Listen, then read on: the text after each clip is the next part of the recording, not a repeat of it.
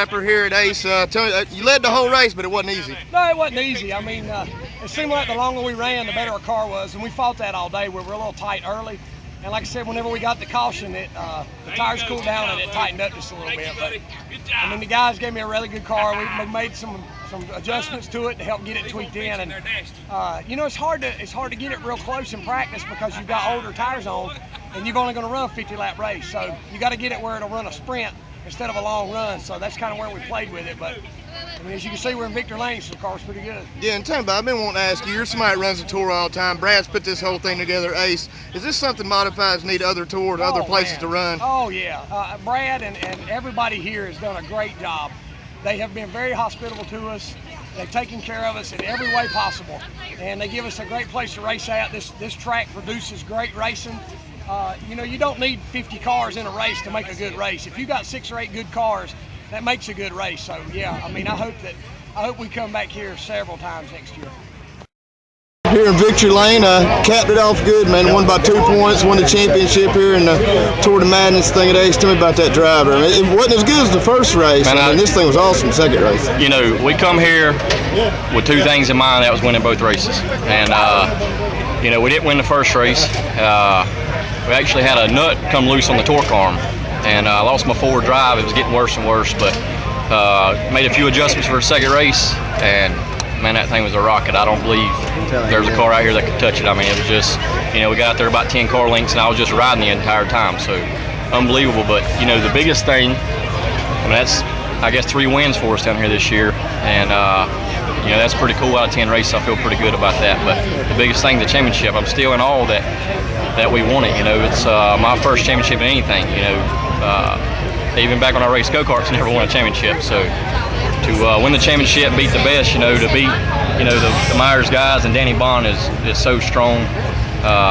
You know, it's just unbelievable to come out here and come out with the championship. Yeah, well, tell me this guy here. How'd you get in this car here? You know, hats off Tommy Neal. You know, we talked 2 weeks ago. Fell out with my owners I was driving for. Talked to Tommy. He said, man, yeah, get in my car. Made a few adjustments to it.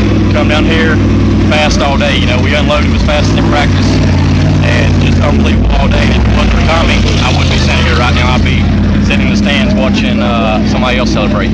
Yeah, and tell me, I asked Bert the same thing. You don't run the tour a lot, hardly at all, but how important is it to have somewhere else to race for these modified cars? The things Brad doing, trying to get another kind of a tour going. You know, great thing. Oh yeah, Brad Allen's a great thing for modified racing. Well, for all racing. I mean, Brad's done a substantial job with this place right here. He's turned it around.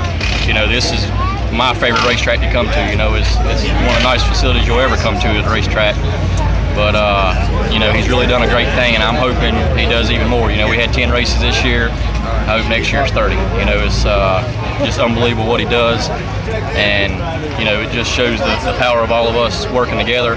We can make great things happen. So, amen. You know, hats off to Brad Allen, all the guys that's helped me win this first championship. It's unbelievable, man. You know, there's a few times, like I said, I was really hungry for this championship. And that first race, there's a few times I had the bumper under Bert, and you know, it's so hard not to get dirty, you know, but you know, I just kept my head clean. Good Lord brought us home the championship, so I feel a lot better than I would if I you know, done some other way to win it. So fast and clean, you know, fast and clean from the outside. Yes sir. Might I add. Yes sir. Motor buying, baby. So, unbelievable. Wow.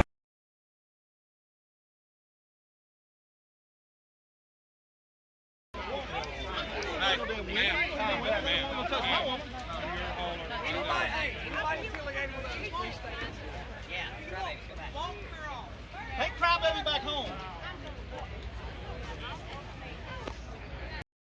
And everything was great. What in the hell is going on now? Well, I don't know exactly what words I can say on here. The bottom mouth is that Burt Myers wants to win a championship the chicken shit way of protesting his own car to lose the position, to refuse the damn protest, so that moves him up position so he'll get the championship. I guess if he wins this championship, he done it the pussy way. I'd hate to think I protested my own car was wrong and I knew it. Brought it down here just, you know what I'm saying? He got to win championship this year. So is that actually the deal that is I don't going know what's on going on. They're going to tear me down for being the champion. Me and Burt protested his other car. They refused to tear down because they knew it was wrong. So he's got to tear down. And he's pretty worried, so he's probably wrong, so I'm probably okay either way. But I can tell you this, if I would have known they was going to do some chicken shit stuff like this, I would have turned his ass around that first race when I had the chance. But, I didn't want to win like that. I'd rather go down and stand tall to be a man at the end of the day than do some chicken shit stuff like that. But, man, we got a race together from years to come. So I'm good with it. If he wins it this way, I'll put it right there in the memory bank and I don't forget much. All right. 17 hours after the race here. Okay, let's just start from the beginning. What was the whole after the race? You had Zach was driving the other car, protested your own car, I guess, was trying to. He declined. How did this whole thing happen? Well, I don't know.